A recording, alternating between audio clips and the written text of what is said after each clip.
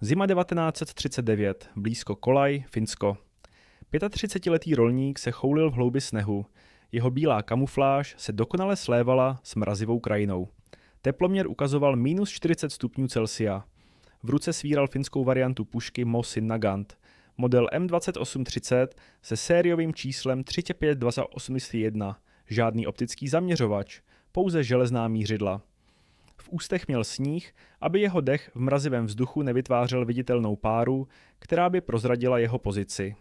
Před ním, v hloubce finských lesů, přicházely kolony Rudé armády.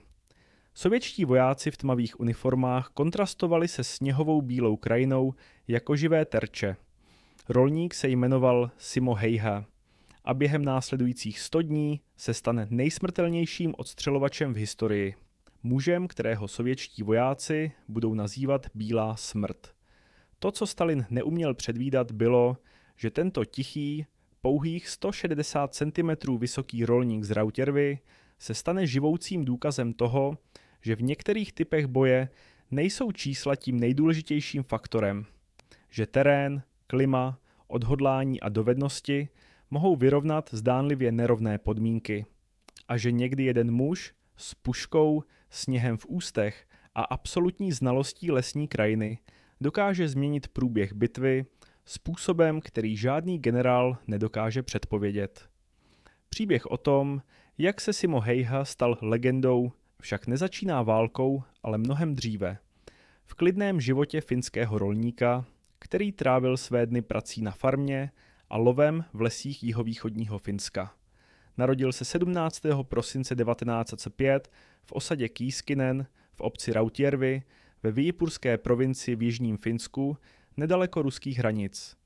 Jeho dětství bylo typické pro venkovské Finsko té doby. Tvrdá práce na rodinné farmě, dlouhé zimy s teplotami klesajícími hluboko pod bod mrazu a neustálá přítomnost divočiny. Finská příroda formovala muže, jako byl Häyhä, způsobem, který obyvatelé měst nikdy nepochopí.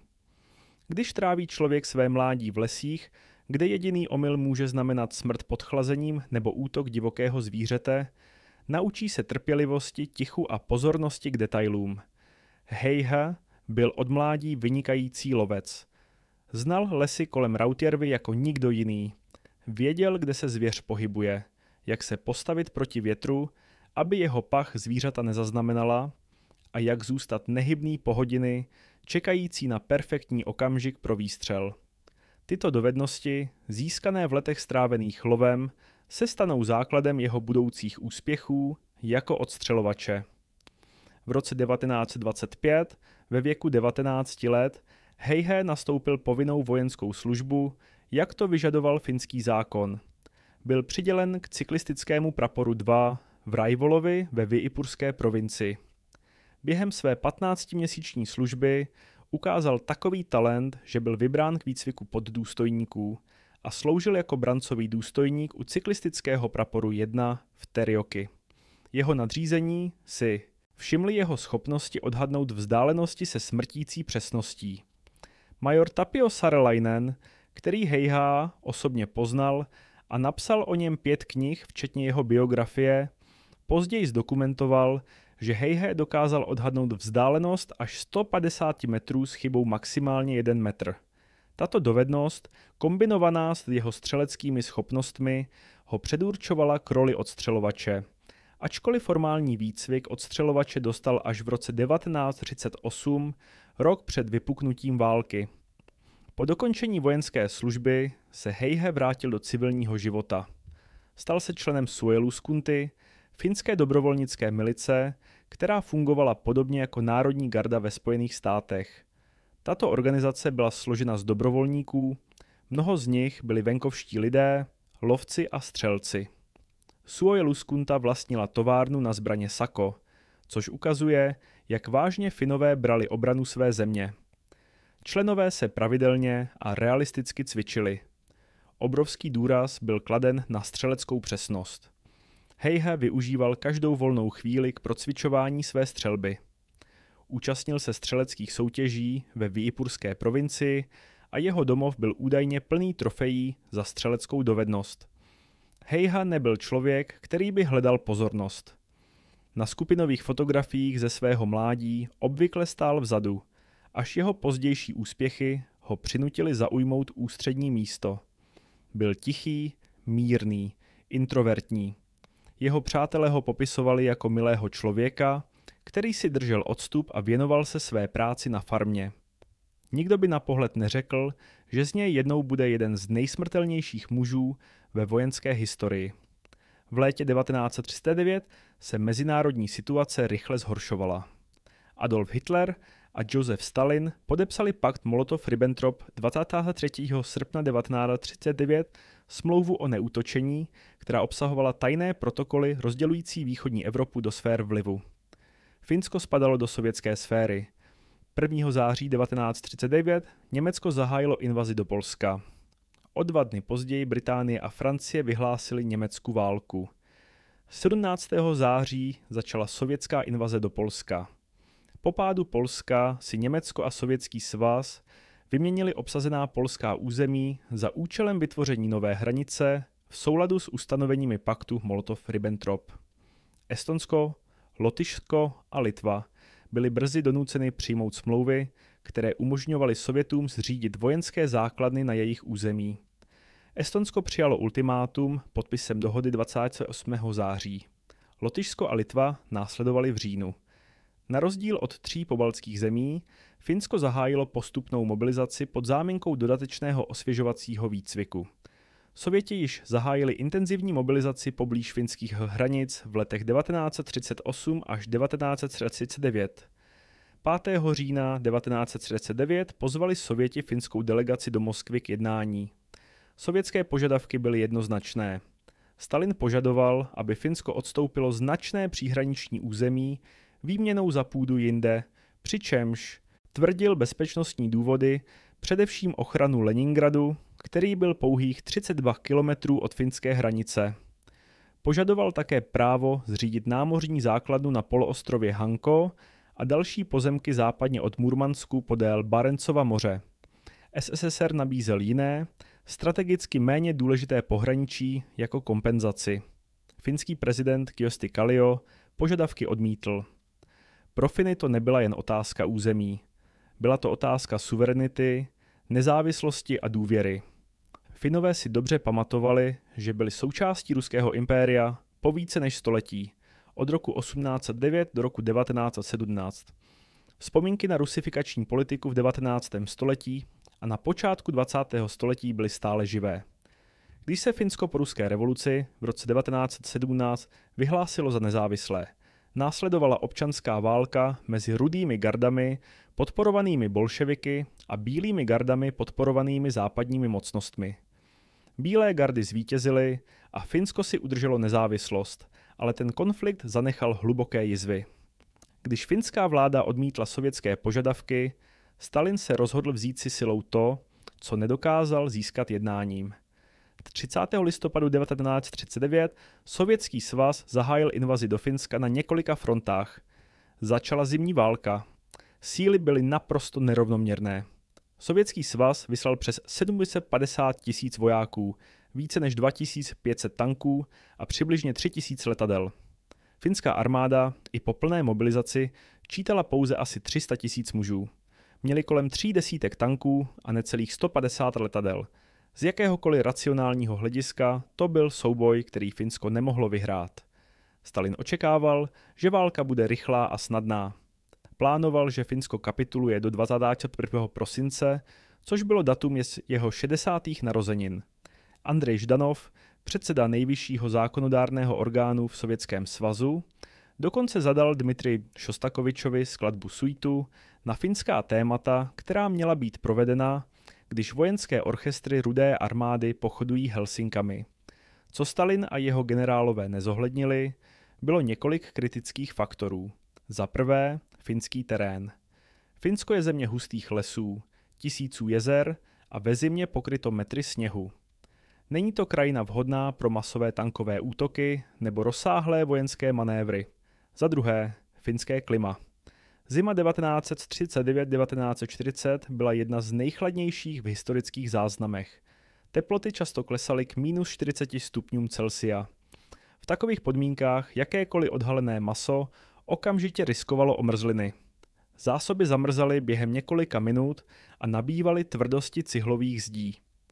Zuřící sněhové bouře a vyjící větry pravidelně narušovaly rádiové přenosy, zabraňovaly leteckému průzkumu a odchylovaly trajektorii dělostřelecké palby. Za třetí, sovětská armáda byla špatně připravena. Stalin provedl v letech 1936 až 1938 rozsáhlé čistky vojenského velení v rámci Velké čistky. Tisíce zkušených důstojníků byly popraveny nebo poslány do gulagů. Výsledkem bylo, že Rudá armáda v roce 1939 byla vysoce desorganizovaná, s neskušeným velením a špatně školenými jednotkami. Sovětští vojáci nebyli vybaveni bílou kamufláží po většinu války, což z nich činilo snadné terče pro finské odstřelovače v zimních podmínkách. A za čtvrté, finská odhodlání. Finové bojovali o svou svobodu, o své domovy, o svou zemi. Každý bojující Fin věděl, že co je v sázce. To je typ motivace, kterou žádná armáda agresorů nemůže nikdy plně odpovídat.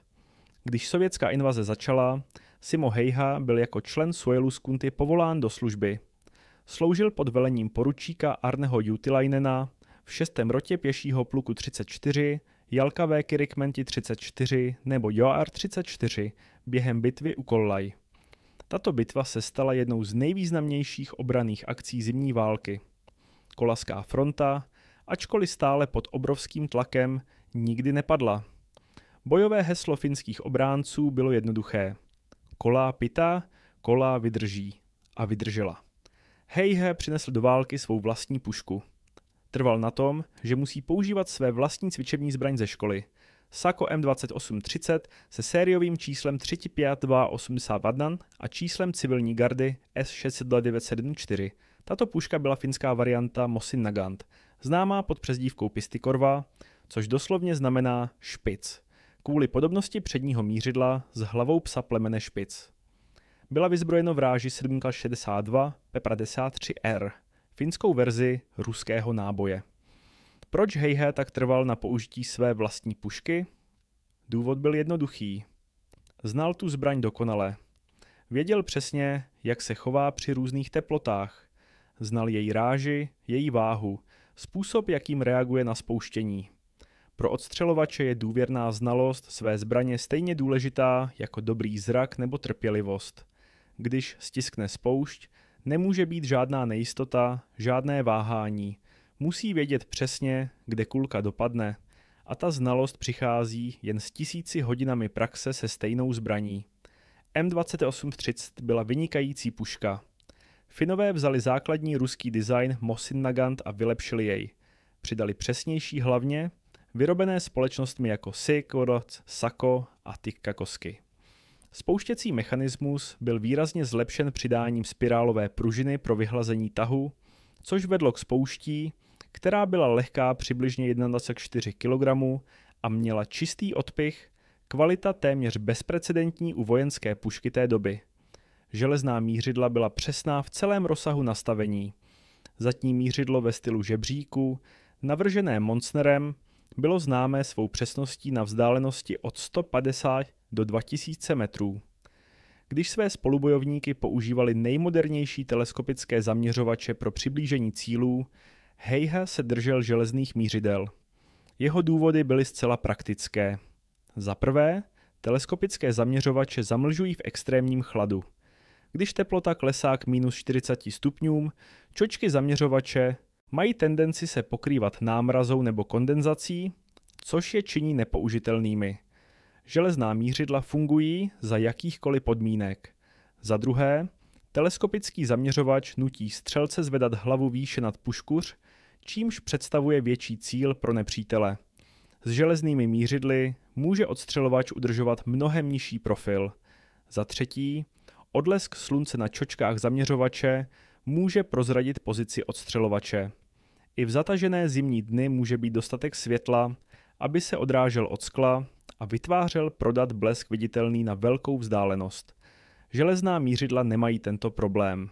Heiha měl svůj systém. Každý den, hodně před svítáním, se přesouval na pozici, kterou si připravil. Zůstával tam až dlouho po západu slunce. V zimě v Finsku na 60. stupni severní šířky jsou dny extrémně krátké. Během prosince a ledna je denní světlo pouze několik hodin. Heiha využíval každou minutu těch krátkých hodin světla. Jeho taktiky byly pečlivě propracované. Často hutnál husté kopce sněhu před svou pozicí. To sloužilo několika účelům. Za prvé, skrylo ho to ještě více. Za druhé, poskytovalo polštář pro jeho pušku, zmírňovalo zpětný ráz. Za třetí, a to bylo možná nejdůležitější, zmenšovalo to charakteristický oblak sněhu, který byl obvykle zvířen výstřelem z pušky. Když odstřelovač vystřelí, rachot výstřelu může vyhodit sníh do vzduchu, čímž prozradí jeho pozici. Heihaovi pečlivě vytvořené sněhové bariéry tento efekt utlumovaly. Držel také sníh v ústech. Tato technika, ačkoliv neobvyklá, byla geniální. V extrémním chladu je každý výdech viditelný jako pára. Pro odstřelovače se snažícího zůstat skrytý je taková para jako maják, ukazující nepříteli přesně, kde se nachází. Sníh v ústech ochlazuje vydechovaný vzduch a zabraňuje tvorbě viditelné páry. To bylo nepohodlné, ale efektivní. Heiha byl ochoten strpět jakékoliv nepohodlí, pokud to zvyšovalo jeho šance na přežití a úspěch. Nosil několik vrstev oblečení, aby odolal extrémnímu chladu. Měl cukr a chléb v kapsách, které jedl, aby poskytli svému tělu další energii pro udržení tepla. Jeho drobná postava, pouhých 160 cm, mu pomáhala skrývat se. Dokázal se vměstnat do menších prostorů, prezentoval menší cíl. Skrytý ve sněhové jámě mohl ležet v absolutní nehybnosti a pozorovat nepřítele po dlouhé hodiny. Trpělivost. To byl možná Heihaův nejvýznamnější dar. Moderní život většinu lidí učí neustálý pohyb, neustálou aktivitu. Heiha pocházel z jiného světa. Svá léta strávená lovem ho naučila, že nejlepší lovci jsou ti, kteří dokáží čekat. Mohl ležet v sněhu po hodiny, skoro bez pohybu, dýchající jen tak pomalu a mělce, jak jen bylo možné, jeho oči nepřetržitě skenující krajinu, čekajíce na okamžik, kdy se sovětský voják objeví v jeho zorném poli. Když ten okamžik přišel, Heiha byl naprosto klidný. Žádný spěch, žádný strach. Pečlivě zamířil železným mířidlem, počítal vzdálenost, přizpůsoboval se větru, který v té okamžiku vanul, lehce stiskl spoušť. Puška vystřelila. Jeden sovětský voják padl. A Heiha zůstal nehybný. Jeho pozice stále skrytá, již připravený na další výstřel. Jeho kolega, major Tapio Saarelainen, který Heiha osobně poznal a několikrát s ním mluvil mezi lety 1996 a 2002, řekl něco pozoruhodného o jeho osobnosti. Byla ideálně vhodná pro odstřelování, s jeho ochotou být sám a schopností vyhnout se emocím, které by mnozí připojili k takové práci. Heiha neměl iluze o tom, co dělá. Nezabíjel z nenávisti. Nezabíjel ze msty. Dělal svou práci. Chránil svou zemi. To byla jeho povinnost a prováděl ji s klidnou, metodickou přesností. Sovětští vojáci začali brzy zaznamenávat, že se něco děje. Jednotky se hlásily o neúplných ztrátách od nepřítelského palby z neidentifikovatelných pozic. Muži prostě padali, zastřeleni jediným přesným výstřelem a nikdo nemohl najít odstřelovače, který vypálil. Zprávy se hromadily. Sovětská vojenská rozvědka sbírala hlášení pilotů popisující finské bojovníky v bílém kamufláži, kteří se zdáli být duchové, objevující se a mizící v lese. Jedné oblasti se bojovali všichni vyhnout. Oblast kolem Kolaj. Heihaova jednotka, 6. rota pluku 34, držela obranou linii u Kolaj proti obrovské sovětské přesile. Bojové podmínky byly naprosto děsivé. Teploty pravidelně klesaly pod minus 30 stupňů. V nejchladnějších nocích klesaly k minus 40. V takových podmínkách se stává téměř nemožným fungování, natož boj. Kovové části zbraní se stávají křehkými. Olej a mazivo zamrzají, což způsobuje selhání zbraní. Lidské tělo ztrácí teplo alarmující rychlostí. Omrzliny se mohou vyvinout během několika minut na odhalené kůži. Finové však byli na tyto podmínky připraveni. Vyrostli v nich. Heihe věděl, jak udržovat svou pušku funkční v extrémním chladu. Čistil ji častěji než jeho kamarádi. Použití správného množství maziva bylo kritické. Příliš málo a pohyblivé části by se zadřely. Příliš mnoho a zamrzlo by. Heihe znal svou zbraň tak dobře, že dokázal provádět běžnou údržbu téměř poslepu. Sověti naopak nebyli na takové podmínky připraveni. Většina jejich jednotek pocházela z jižních částí Sovětského svazu, kde zimy byly mírné ve srovnání s finskou. Neměli adekvátní zimní oblečení. Jejich vybavení selhávalo v mrazu. Jejich taktiky, vyvinuté pro boj v mírném klimatu a otevřeném terénu, byly v finských lesích a hlubokém sněhu neefektivní. Sovětské kolony pochodovaly finských lesů v dlouhých, zranitelných formacích. Finové, oděni v bílém, kamufláži a často na lyžích, provedli ničivé útoky typu hit and run. Napadli kolonu, zabili klíčové důstojníky a vojáky a pak zmizeli zpět do lesa dříve, než Sověti mohli efektivně reagovat. Tato taktika, známá jako motti, zahrnovala obklíčení a izolování sovětských jednotek, poté jejich systematické ničení. Heihe nebyl součástí těchto mobilních jednotek. Jeho role byla jiná. Byl statický obránce, držící kritický sektor obrany kolem Kolaj. Jeho práce byla střeleti každého sovětského vojáka, který vstoupil do jeho zabíjecí zóny. A dělal tu práci s neuvěřitelnou efektivitou. Denní záznamy zabití byly vedeny pro finské odstřelovače u Kolaj. Tato praxe nebyla o tom oslavování zabíjení, ale o sledování efektivity a taktické situace. Heihaova čísla byla pozoruhodná. 5 zabití denně byl průměr. Některé dny více, některé dny méně. V závislosti na sovětské aktivitě. 21. prosince 1939 dosáhl Heihe svého nejvyššího denního počtu. 25 potvrzených zabití za jediný den. To znamená v průměru více než 1 zabití za každou hodinu denního světla. Tato čísla reprezentují více než jen statistiky. Každé z těch čísel byl člověk. Sovětský voják, možná branec, vytržený ze svého domova. Poslán bojovat ve válce, které možná nerozuměl. Heihe to věděl. V pozdějších rozhovorech, když byl dotázán, zda litoval zabití tolika lidí, odpověděl jednoduše. Dělal jsem pouze svou povinnost a to, co mi bylo řečeno, tak dobře, jak jsem mohl. Nebylo tam žádné falešné statečnictví, žádné vychloubání, jen tichá, pragmatická uznání reality války. Legenda o bílé smrti se šířila. Finští propagandisté rozpoznali hodnotu Heiheovy příběhu. Představovali ho jako symbol vzdoru Finska. Malé země statečně bránící se proti obrovskému agresorovi. Finské noviny přinesly články o záhadném odstřelovači u Kolaj, který se zdál být nesmrtelný, který mohl střílet s nadpřirozenou přesností, jehož bílý kamufláž ho činil téměř neviditelným. Příběhy byly možná přehánané, ale sloužily důležitému účelu. Zvedali morálku finského lidu a desili sovětské vojáky.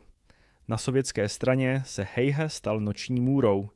Vojáci si vyměňovali příběhy o bílé smrti, duchovi v lese, který by mohl střílet z jakékoliv vzdálenosti, který nikdy nezmeška. Strach nebyl iracionální. Heihe byl skutečnou hrozbou. Sovětští vojáci, kteří vstoupili do jeho zabíjecí zóny, měli vysokou šanci, že se nevrátí. Sovětské velení se rozhodlo, že Heihe musí být eliminován. Poslali své vlastní odstřelovače, aby ho našli a zabili. Žádný z nich neuspěl. Heihaova maskování byla příliš dobrá. Jeho terénní pozice příliš dobře vybraná, jeho trpělivost příliš velká. Sovětští odstřelovači, ačkoliv zkušení, nebyli zvyklí na finské podmínky. Nesměli být bílý kamufláž pro většinu války.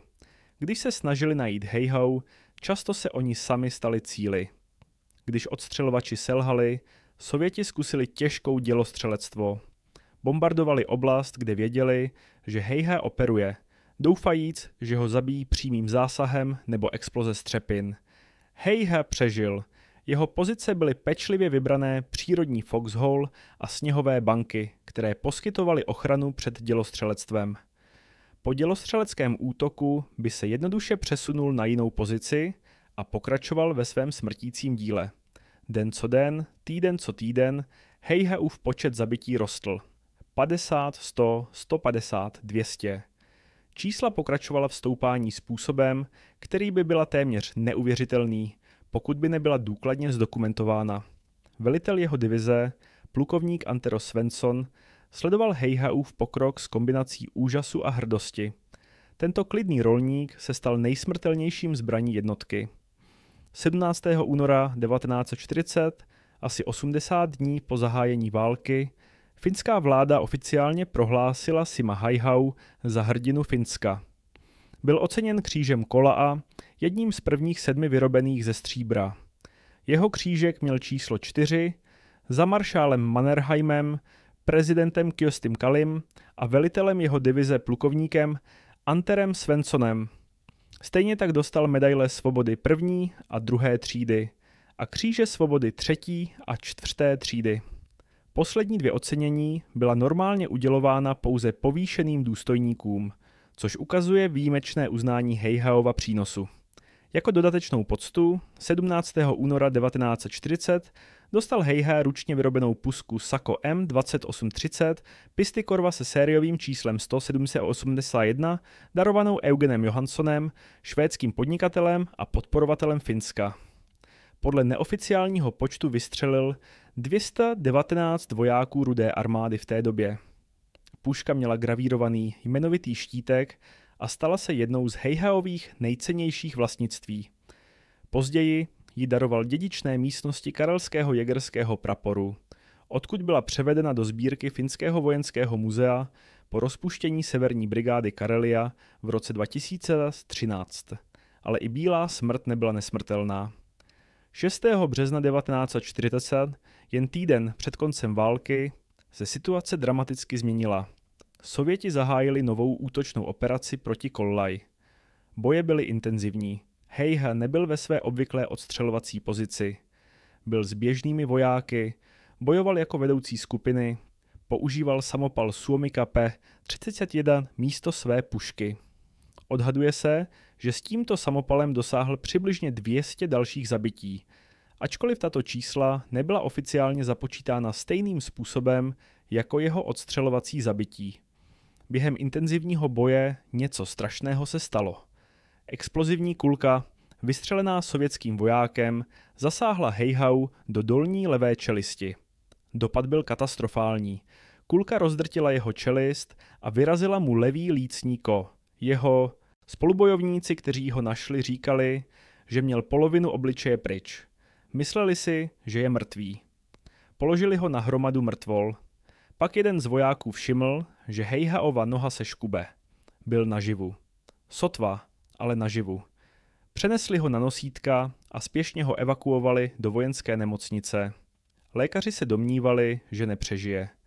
Zranění byla příliš vážná, ale Heihe měl stejnou zarputilost, která z něj udělala tak efektivního odstřelovače. Bojoval o život se stejnou klidnou odhodlaností, s jakou bojoval proti sovětským jednotkám. Probudil se 13. března 1940. Trvalo mu 7 dní, než nabyl vědomí. Zranění zanechala trvale viditelné jizví. Jeho levá tvář byla znetvořená a jeho čelist byla rozdrcená a rekonstruována. Ale byl naživu. A den, kdy se probudil, bylo příměří podepsáno. Zimní válka skončila. Mírová smlouva v Moskvě, podepsaná 13. března 1940, ukončila 105 dnů boje. Podmínky byly drsné pro Finsko. Museli odstoupit přibližně 11% svého území Sovětskému svazu, včetně celého Karelského průplavy, města Viipuri, Vyborg a dalších strategických oblastí.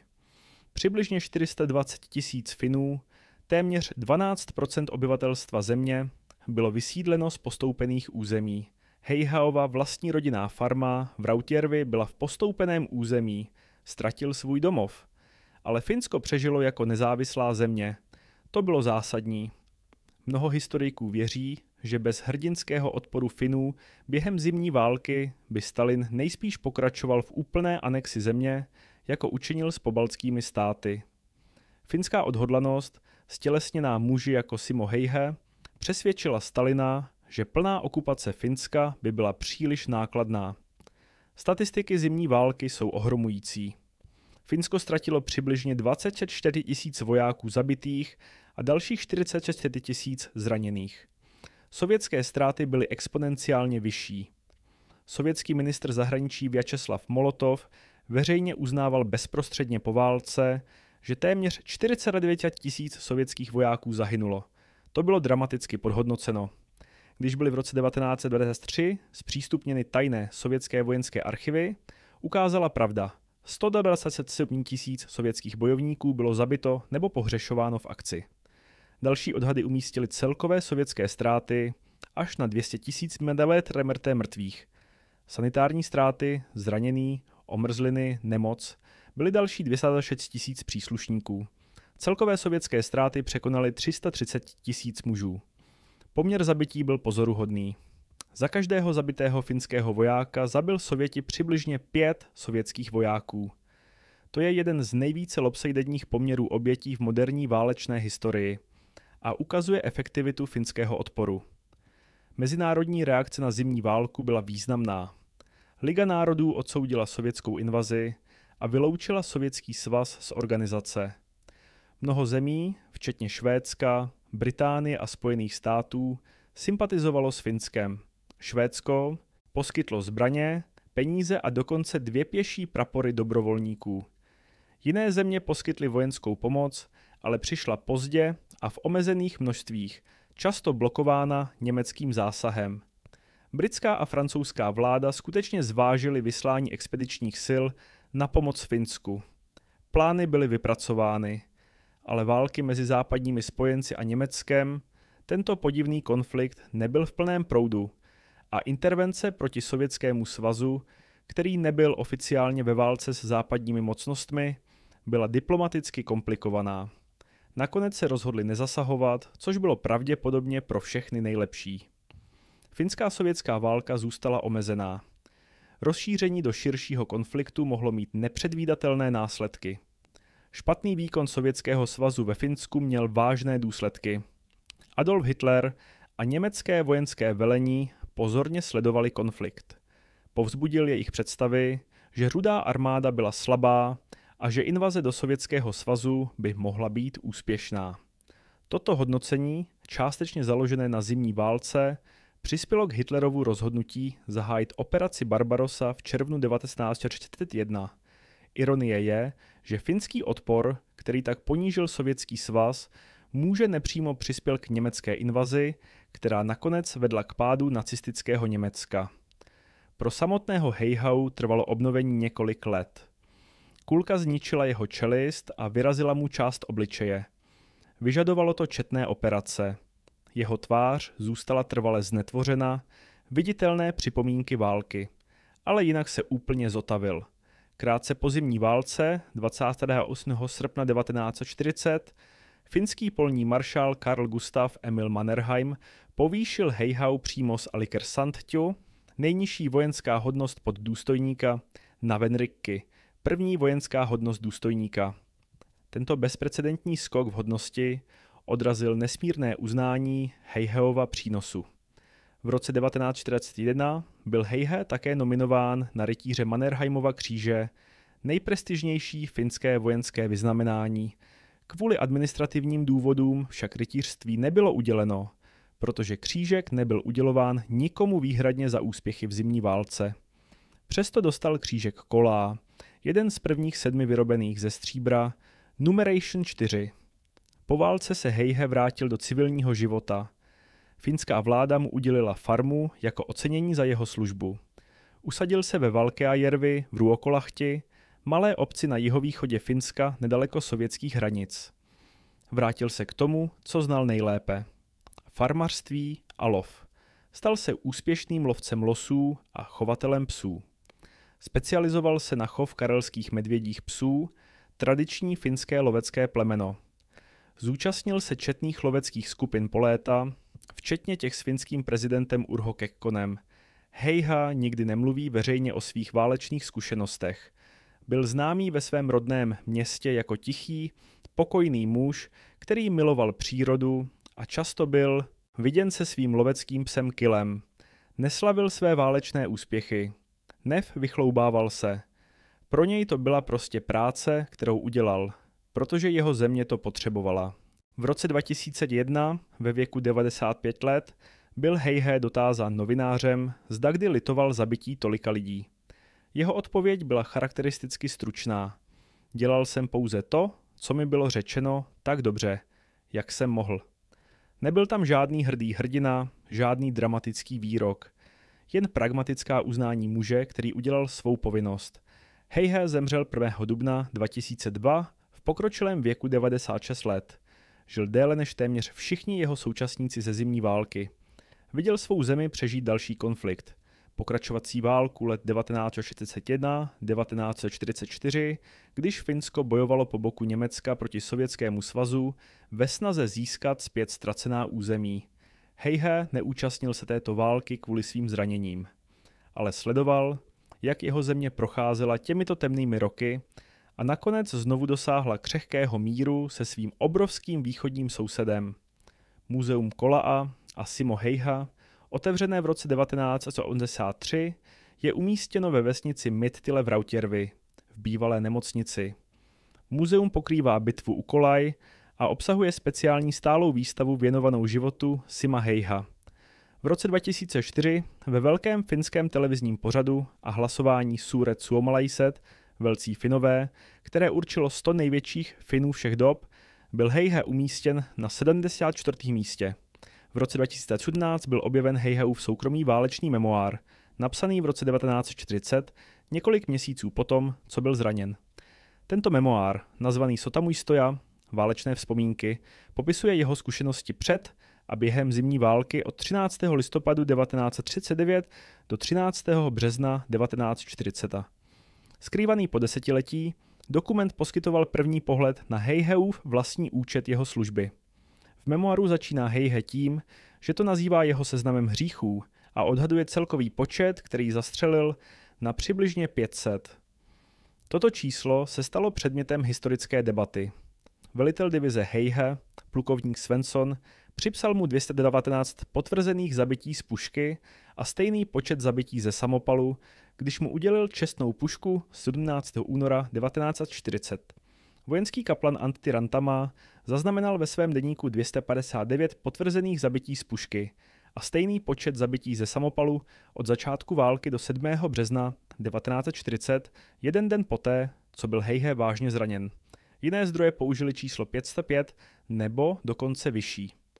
Finský historik Risto Marjomaa zpochybňuje velké číslo a poznamenává, že potvrzení obětí bylo obtížné kvůli nepřítomnosti těl. Ve svém článku publikovaném národní biografii Finska Marjomaa připsal Heiheovi celkový počet více než 200 zabití. Komplikování věcí je použití Heiheových úspěchů jako nástroje propagandy. Finský tisk vybudoval kolem Heihei hrdinský mýtus v rané fázi války. Bez ohledu na přesné číslo je nesporné, že Simo Heiha byl mimořádně efektivní odstřelovač. Dokonce i nejkonzervativnější odhady ho umísťují jako jednoho z nejsmrtelnějších odstřelovačů v historii. Mnoho historiků věří, že číslo 500+ je přesné, vzhledem k pečlivému vedení záznamů finskou armádou během zimní války a Heihaovu vlastnímu účtu v jeho nedávno objeveném memoáru. Pro srovnání, americký odstřelovač Chris Kyle, jehož příběh byl popularizován filmem Americký odstřelovač, měl 160 potvrzených zabití napříč 4 turami povinností během války v Iráku. Sovětský odstřelovač Vasilij Zajčev, proslavený filmem Nepřítel před branami, měl 242 potvrzených zabití během druhé světové války. Britský odstřelovač Craig Harrison má světový rekord pro nejdelší potvrzené odstřelovací zabití na 275 metrech. Ale z hlediska celkového počtu potvrzených zabití zůstává Simo Heiha neporazený. Co činilo Heiheu tak výjimečným? Nebyla to jen jedna věc, ale kombinace faktorů. Za prvé, jeho celoživotní zkušenosti jako lovec ho připravili perfektně na roli odstřelovače. Věděl, jak číst terén, jak se pohybovat tiše, jak zůstat skrytý, jak trpělivě čekat. Za druhé, jeho dokonalá znalost jeho zbraně.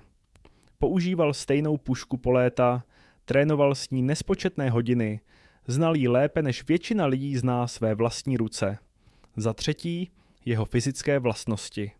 Jeho malá postava ho učinila menším cílem a usnadnila mu ukrývání se. Za čtvrté, jeho osobnost. Major Saarelainen to shrnul dobře. Heihaův osobnost byla ideálně vhodná pro odstřelování, s jeho ochotou být sám a schopností vyhnout se emocím, které by mnozí připojili k takové práci. Ale snad nejdůležitější bylo Heihaovo porozumění podmínkám, ve kterých bojoval. Vyrůstal v tom klimatu, znal finskou zimu důvěrně, věděl, jak přežít, jak fungovat, jak dokonce prosperovat v podmínkách, které by jiné muže zabily. Sověti se potýkali s mrazem, ale pro Heihau to byla jen další zima. Taktiky, které Heihe používal, nejsou ve své podstatě složité. Žádná zakazovaná metoda, žádná tajná technologie. Jen praktická polní řemeslo, bílý kamufláž pro splývání s prostředím, hutněné sněhové kopce pro skrýš a stabilizaci pušky, sníh v ústech pro zabránění viditelného dechu, železná mířidla místo optických zaměřovačů, pečlivý výběr pozic s dobrou viditelností a přírodní ochranou, absolutní trpělivost a dokonalá znalost zbraně a terénu. Tyto metody, kombinované s Heihaovou výjimečnou dovedností a osobností, vytvořily nejsmrtelnějšího odstřelovače v historii. Legenda o bílé smrti přetrvává. Švédská heavy metalová skupina Sabaton složila píseň Bílá smrt na počest Heihei, která byla vydána v roce 2010 na jejich albu Coat of Arms. Skotská black trash metalová skupina Achren vydala v roce 2014 třísměvý EP Bílá smrt, celý věnovaný Heihaovi. Japonská metalová skupina Tou Megatherion vytvořila píseň Simo Heiha, která se objevuje na albu Yog-Sothoth z roku 2015. Film o Heihaovi nazvaný Bílá smrt byl plánován od roku 2017, ačkoliv pokrok této produkce zůstává nejasný. V roce 2024 byl oznámen nový finský film Heiha, který má režírovat Toni Kurkimäki, s produkcí naplánovanou na začátek roku 2026 a mezinárodním uvedením v roce 2027. Příběh Sima Heiha je více než jen příběh jednoho muže a jeho pozoruhodných úspěchů. Je to příběh o menší zemi, bránící se proti obrovskému agresorovi, o odhodlání tváří v tvář zdánlivě nemožným podmínkám, o praktickém využití dovedností a terénní znalosti proti technologicky a numericky nadřazícímu nepříteli.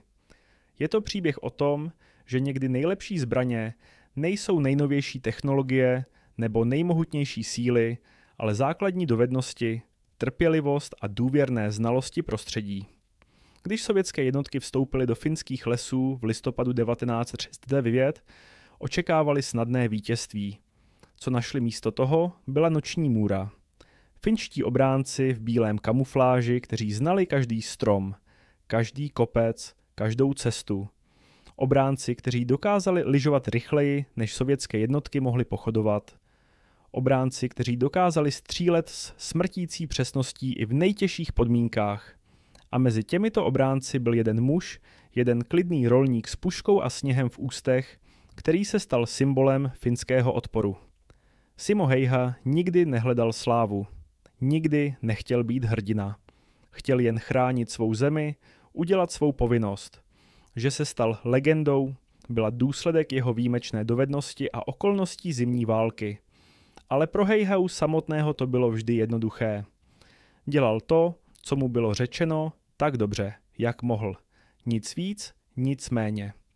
Když se člověk zamýšlí nad příběhem zimní války, vidí několik širších lekcí. Za prvé, že morálka a odhodlání dokážou vyrovnat materiální nevýhodu. Finové byli vysoce převýšení počtem, ale jejich oddanost k obraně své země jim umožnila inflikt nepřijatelné ztráty na agresorovi. Za druhé, že terén a klima jsou kritické faktory ve válce. Sovětská armáda, navržená pro boj na otevřených pláních jižního Ruska, byla naprosto nepřipravena na finské lesy a extrémní zimu. Za třetí, že kvality často trumfuje kvantity.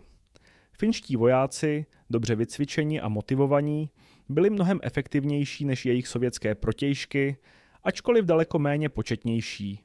A za čtvrté, že jednotlivci mohou mít smysl. Simo Heiha byl jen jeden muž, ale jeho příspěvek k finské obranné kampani byl významný nejen kvůli počtu nepřítelských vojáků, které zabil, ale kvůli psychologickému dopadu, který měl. Legenda o Bílé smrti zvýšila finskou morálku a desila sovětské vojáky. Stal se živoucím důkazem, že Finové mohou bojovat a vyhrávat proti zdánlivě drtivé převaze. Sovětský svaz nakonec vyhrál zimní válku v tom smyslu, že dosáhl teritoriálních zisků. Ale to byla Pirhova výhra. Ztráty byly ohromující. Mezinárodní prestiž Sovětského svazu byla vážně poškozená. Liga národů je vyloučila. Západní demokracie oslavovaly finské hrdinství. A možná nejdůležitější, špatný výkon sovětské armády přesvědčil Hitlera, že Sovětský svaz byl slabý a zranitelný, což přispělo k jeho rozhodnutí zahájit operaci Barbarossa méně než rok a půl později. Finsko ztratilo území, ale udrželo si nezávislost. A když se Stalin rozhodl nepokoušet se o úplnou anexi, částečně to bylo kvůli ocenění toho, jak zuřivě se Finové bránili. Muži jako Simo Heiha učinili cenu okupace Finska příliš vysokou. Dnes je Simo Heiha národní hrdina ve Finsku. Jeho příběh je vyučován ve školách, oslavován v populární kultuře, studován vojenskými historiky. Muzeum věnované jeho životu a bitvě u Kolaj je populární turistická destinace. Jeho puška, čestná M2830 se sériovým číslem 107,1 je vystavena ve Finském vojenském muzeu, němým připomenutím nejsmrtelnějšího odstřelovače v historii. Když se lidé ptají, co dělá úspěšného odstřelovače, odpověď se často zaměřuje na technické dovednosti. Přesná střelba, znalost balistiky, schopnost odhadnout vzdálenost a vítr. To jsou důležité faktory. Ale příběh Sima Heiha nám připomíná, že jsou i jiné, stejně důležité vlastnosti. Trpělivost, odhodlání, schopnost snášet extrémní nepohodlí, důvěrná znalost prostředí, klidná, metodická osobnost, která dokáže provádět smrtící práci bez emocí, které by zamlžily úsudek. Heiha nepoužíval žádnou zakázanou metodu. Jeho taktiky, ačkoliv efektivní, byly v zásadě jednoduché adaptace základního polního řemesla. Co ho činilo nestopovatelným, nebyla žádná tajná technika, ale jeho dokonalé pochopení podmínek, ve kterých bojoval, jeho výjimečná dovednost s puškou a jeho neochvějný odhodlání udělat svou povinnost. Když finské hlídky našly Heihau 6. března 1940 s polovinou jeho obličeje odtrženého explozivní kukou, mysleli si, že je mrtvý. Položili ho na hromadu mrtvol. Že přežil, byl téměř zázrak. Že se plně zotavil a žil do 90 let, je svědectvím jeho pozoruhodné fyzické a mentální houževnatosti. Stejná houževnatost, která z něj učinila tak efektivního odstřelovače, mu pomohla přežít zranění, která by zabila většinu mužů. V posledních letech života Heiha žil tichý venkovský život v malé vesnici, blízko ruské hranice, stejně jako strávil své dětství. Farmaření, lov, chov psů. Nikdy se neoženil, neměl děti. Jeho rodinou byli jeho psy, jeho přátelé z války a vzpomínky na dobu, kdy malá země vzdorovala obrovskému agresorovi a přežila. Když zemřel 1. dubna 2002, bylo to klidné odcházení pro muže, který žil pozoruhodný život. Noviny po celém světě přinesly nekrology, oslavující bílou smrt, nejsmrtelnějšího odstřelovače v historii. Ale pro ty, kteří ho znali osobně, byl jen Simo, klidný, mírný muž, který miloval finskou přírodu, který dělal svou povinnost, když jeho země to potřebovala, a který nikdy nehledal slávu nebo uznání za své činy. Legenda o Bílé smrti však žije dál. Je to příběh, který rezonuje, protože mluví k něčemu základnímu v lidské zkušenosti.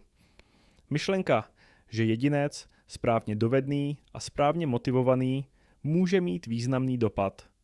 Myšlenka, že někdy prostá dovednost a odhodlání jsou důležitější než čísla nebo technologie.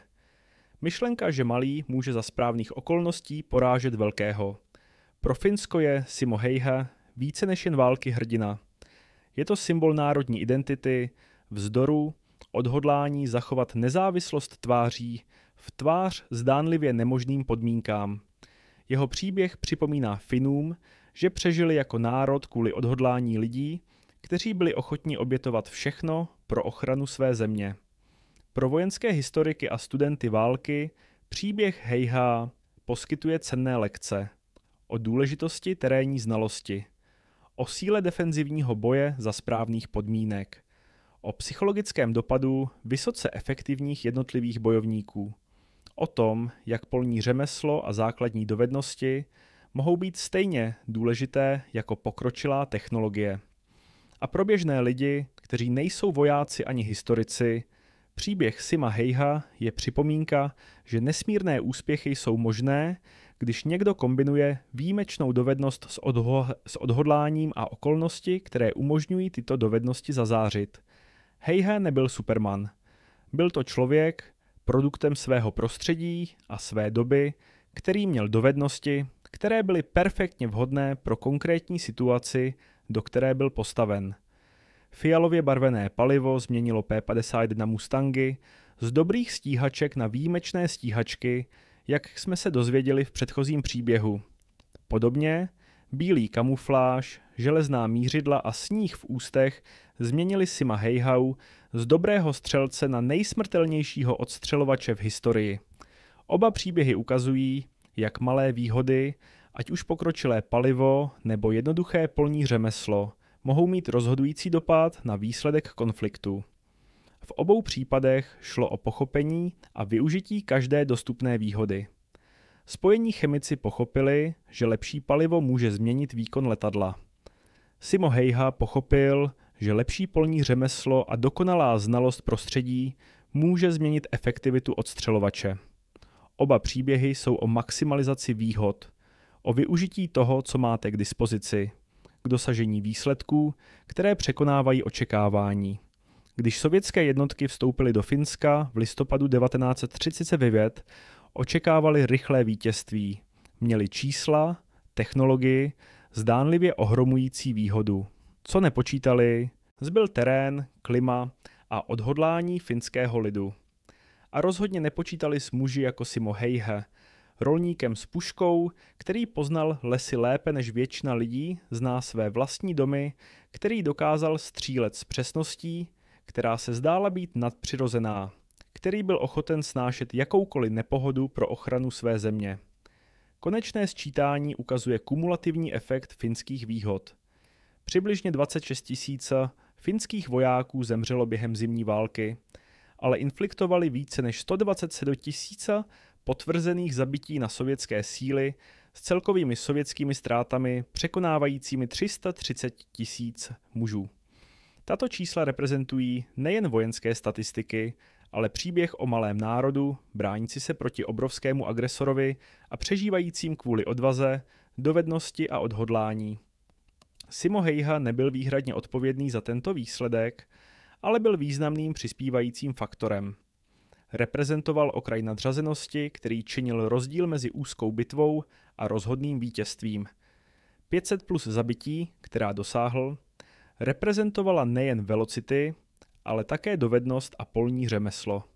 To je to, co sovětští plánovači neanticipovali, že finský rolník s puškou mohl vytvořit zbraň tak efektivní, jako jakákoliv dělo nebo bombardér. Že klíčem k finské schopnosti infliktovat takové ztráty na Sovětský svaz v roce 1940 budou zahrnovat znalost terénu finských lesů, praktické využití extrémního zimního počasí a dovednosti odstřelovačů, kteří dokázali zabíjet s přesností, kterou Sověti nemohli odpovídat. Že rozdíl mezi přežitím jako nezávislý národ a anexí by mohl být měřen v jednotlivých odstřelovacích výstřelech, v hodinách strávených nehybností v sněhu, v sněhu držném, v ústech pro zabránění viditelného dechu a v odhodlání jednoho muže a tisíců jako on udělat svou povinnost bez ohledu na náklady. Technické specifikace Heiheovy M2830 pušky si zaslouží podrobnější zkoumání. Puška byla finskou úpravou základního ruského designu Mosin Nagant, systému vyvíjeného mezi lety 1882 až 1891. Základní Mosin Nagant byl spolehlivý, jednoduchý opakovací systém s 5ranným interním zásobníkem.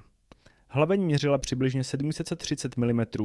Celková délka pušky byla asi 1,230 mm.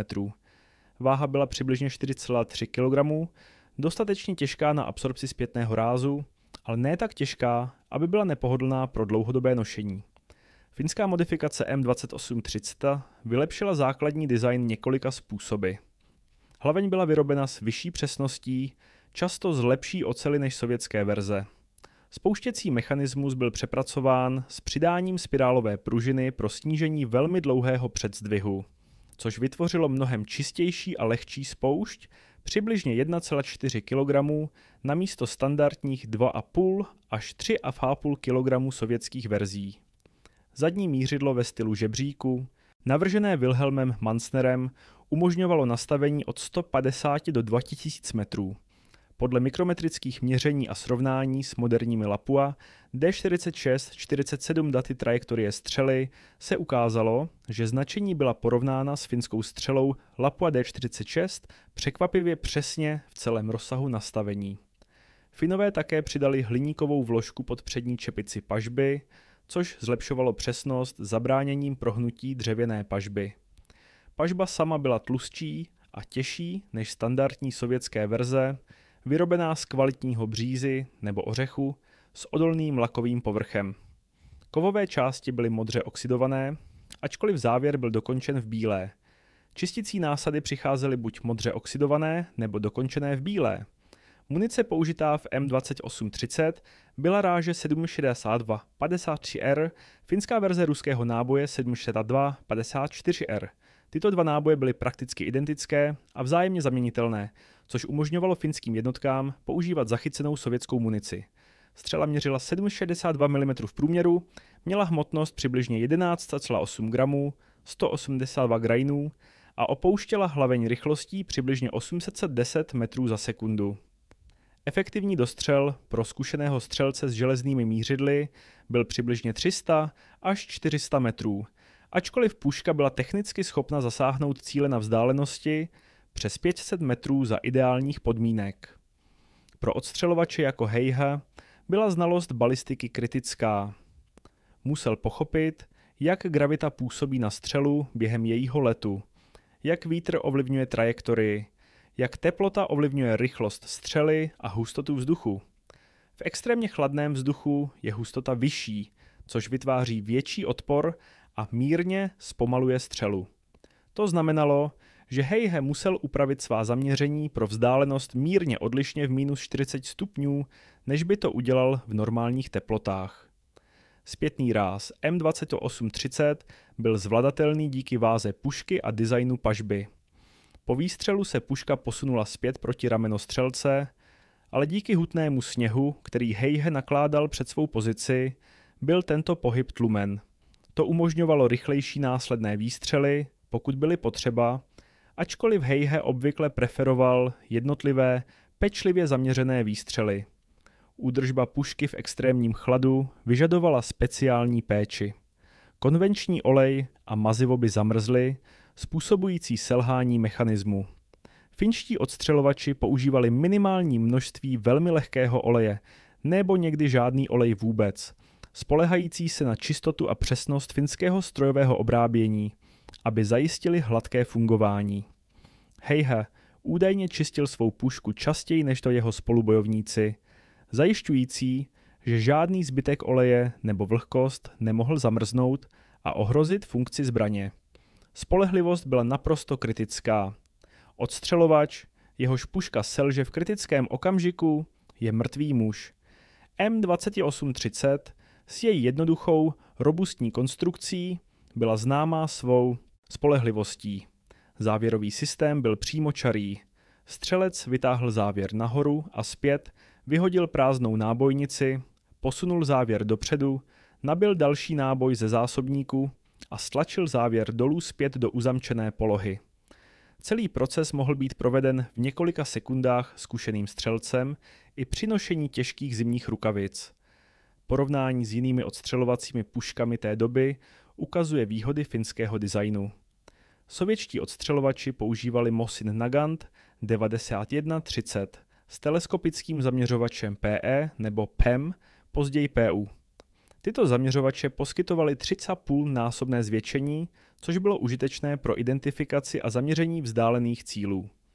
Ale jak Heiha správně identifikoval, měly vážné nevýhody.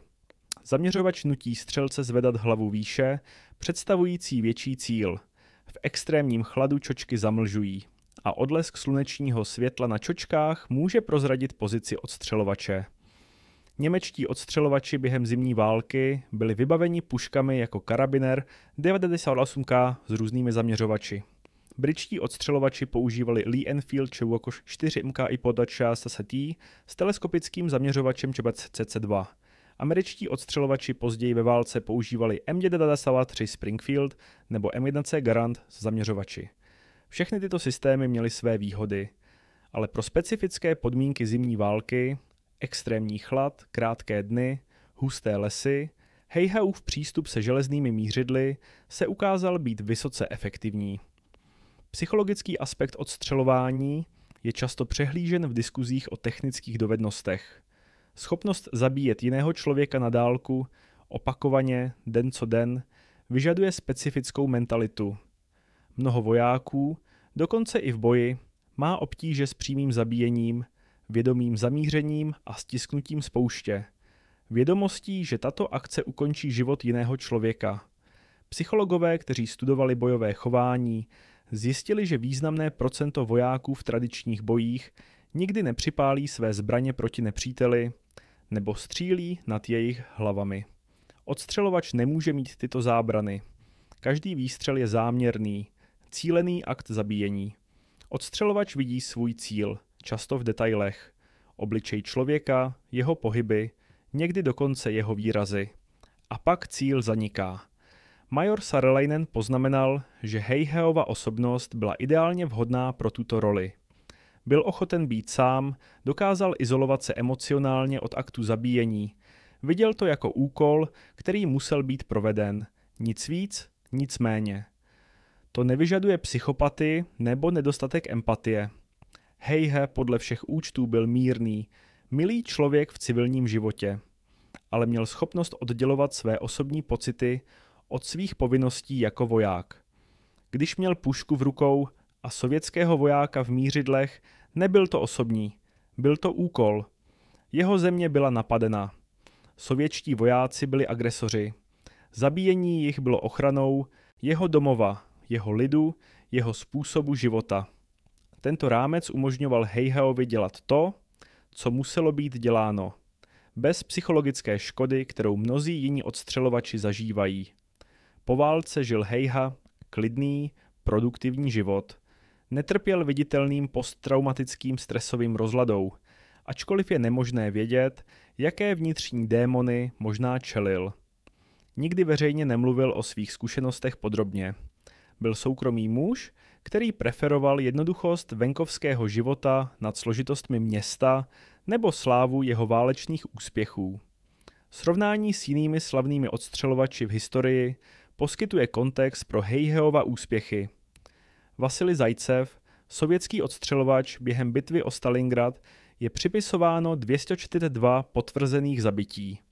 Jeho příběh byl dramatizován ve filmu Nepřítel před branami, ačkoliv mnoho detailů filmu je fiktivních. Zajcev operoval v městském prostředí, což představuje jiné výzvy než finské lesy. Více skrýší, ale také více nepřátelských snajprů a konstantní nebezpečí dělostřeleckého palby. Lyudmila Pavlichenko, často považovaná za nejúspěšnější ženskou odstřelovačku v historii, je připisováno 309 potvrzených zabití během druhé světové války, všechny na východní frontě. Její metody byly podobné Heihaově v důrazu na trpělivost a pečlivý výběr pozic, ačkoliv operovala v jiných podmínkách. Finský odstřelovač Aimo Koivunen, ačkoliv méně známý než Heiha, měl také pozoruhodný příběh. Během pokračovací války v roce 1944, obklíčený sovětskými jednotkami, vzal celou láhev pervitinu, metamfetaminu, určenou pro celou jednotku. Následný zážitek zahrnoval lyžování přes 400 km za několik dní, přežití miny, jídení syrového ptáka a váhu pouze 43 kg, když byl nalezen. Přežil a žil do roku 1989.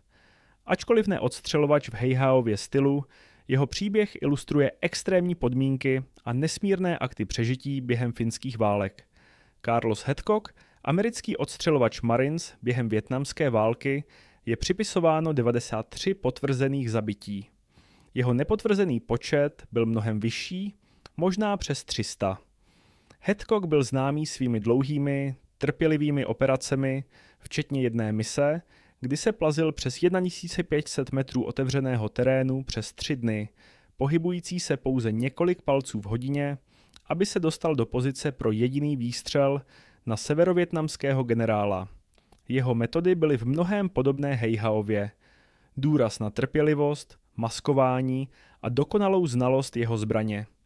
Chris Kyle, americký Navy SEAL odstřelovač, měl 160 potvrzených zabití během 4 turů v Iráku. Jeho příběh, vypravovaný v knize a filmu Americký odstřelovač, představoval moderní odstřelování, používání pokročilé optiky, komunikační zařízení a často operující v městském prostředí. Killiova zkušenost byla radikálně odlišná od Heihaově, ilustrující, jak se odstřelování změnilo mezi druhou světovou válkou a moderními konflikty. Brit Craig Harrison drží oficiální rekord pro nejdelší potvrzené odstřelovací zabití.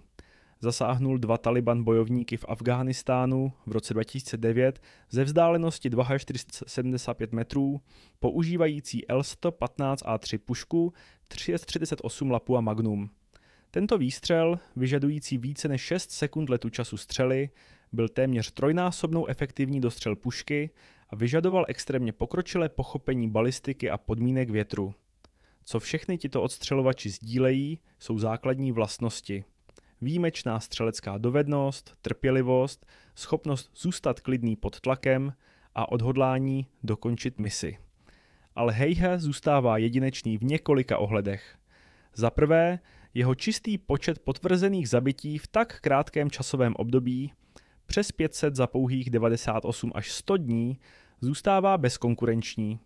Za druhé, podmínky, ve kterých operoval, teploty klesající k -40 stupňům, denní světlo pouze několik hodin denně, používající pouze železná mířidla, byly extrémně náročné. Za třetí, efektivita finského odporu, částečně díky odstřelovačům jako Heiha, pomohla malé zemi vzdorovat obrovskému agresorovi způsobem, který nemá mnoho historických precedentů. Taktické použití odstřelovačů ve finské válce zaslouží další zkoumání.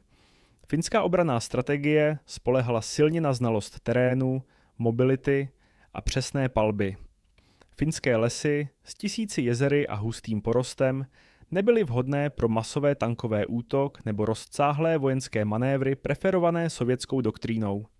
Namísto toho terén preferoval menší jednotky, které se mohly rychle pohybovat, používat přirozené skrýše a vyhnout se přímému střetnutí s nadřazenými sovětskými silami. Odstřelovači hráli kritickou roli v této strategii. Mohli držet obranu linie s mnohem menším počtem personálu, než by vyžadovaly tradiční pěší jednotky. Jeden zkušený odstřelovač v dobře vybraného pozici mohl efektivně zabránit postupu celé roty, nutící Sověty buď najít alternativní cestu, nebo vynaložit značné zdroje na neutralizaci odstřelovače. Psychologický dopad byl také významný. Sovětští vojáci, vědomí, že neviditelní odstřelovači číhají v lesích, stávali se opatrní, pomalí, váhaví. To zpomalovalo sovětský postup a poskytovalo více času finským obráncům na přípravu dalších obranných pozic. Finská taktika motti, obklíčení a izolace sovětských jednotek byla často usnadněna prací odstřelovačů. Zatímco mobilní finské jednotky na lyžích napadaly z boku a ze zadu, odstřelovači ve frontě zabránili sovětskému postupu vpřed nebo ústupu zpět. Zachycené sovětské jednotky, oddělené od jejich zásobovacích linií, trpěly hrozně v chladu. Mnoho sovětských vojáků zemřelo ne z bojových zranění, ale z podchlazení nebo hladovění. Bitva u Kolaj, kde Heiha sloužil, byla charakteristickým příkladem finské obranné taktiky. Sovětské síly neustále útočily, snažící se zlomit finskou linii. Finští obránci, vysoce převýšení počtem, drželi svou pozici den co den, týden co týden. Heiha a další odstřelovači tvořili kritickou součást této obrany, infliktující těžké ztráty na Sověty, kteří se pokoušeli postoupit. Kolaská fronta nikdy nepadla. Když bylo příměří podepsáno 13. března 1940, finští obránci stále drželi svou pozici, ačkoliv vyčerpaní, s minimálními municí a čelící čerstvým sovětským posílením. Bojové heslo Kola a pita, kola a vydrží, se stalo symbolem finského odporu. A mezi obránci Kolaj, Simo Heiha, se stal živoucí legend. Propagandistická hodnota Heihaova příběhu pro Finsko nemůže být podceňována. V těžkých časech války má veřejnost potřebu hrdinů, symbolů naděje a odporu. Heiha dokonale plnil tuto roli. Byl venkovský muž, ne profesionální voják, což činilo jeho úspěchy ještě pozoruhodnějšími a více relatable pro průměrné finské občany. Jeho metody, jednoduché, praktické, používající základní zbraň bez fancy technologie, stělesňovaly finský národní charakter, praktický, houževnatý, využívající vynalezavost a dovednost k překonání materiální nevýhody. Finské noviny pravidelně přinášely příběhy o bílé smrti. Některé z těchto příběhů byly přehnané nebo idealizované, ale sloužily důležitému účelu. Zvedali morálku civilního obyvatelstva, které čelilo bombardování, racionování a konstantnímu strachu z invaze. Poskytovali důkaz, že přestože Finsko bylo malé, jeho vojáci byli stateční a efektivní. A desili sovětské vojáky, což bylo také cenné psychologické P-51 Mustangy, které létaly nad Berlínem v začátku roku 1944, byly pozoruhodná letadla. P-51 Mustangy, které létaly nad Berlínem v začátku roku 1945, byly stejná letadla, ale byly poháněny palivem, které je učinilo rychlejšími, silnějšími a efektivnějšími. Finské obranné linie, které držely sovětské síly v listopadu 1939, byly složeny ze statečných mužů. Ale mezi těmito muži byl jeden, klidný rolník jménem Simo Heiha, který kombinoval výjimečnou dovednost s praktickým polním řemeslem a odhodláním, které ho učinilo nejsmrtelnějším odstřelovačem v historii. Ten rozdíl, měřený v potvrzených zabítech a psychologickém dopadu, byl jeden z mnoha rozdílů, které rozhodly, kdo vyhraje bitvu o finskou nezávislost. V tom rozhodnutí ležel osud Finska a demonstrace toho, že někdy nejlepší zbraně nejsou ty nejsložitější nebo nejdražší, ale ty nejjednodušší, nejvíce praktické používané muži, kteří rozumí svému prostředí a jsou odhodláni udělat cokoliv nutné pro ochranu své země. Jeden výstřel najednou, jeden den najednou. Jeden sovětský voják po druhém padající do sněhu. Oběť muže, kterého nikdy neviděli, muže v bílém, který se stal legendou, muže, kterého nazvali Bílá smrt.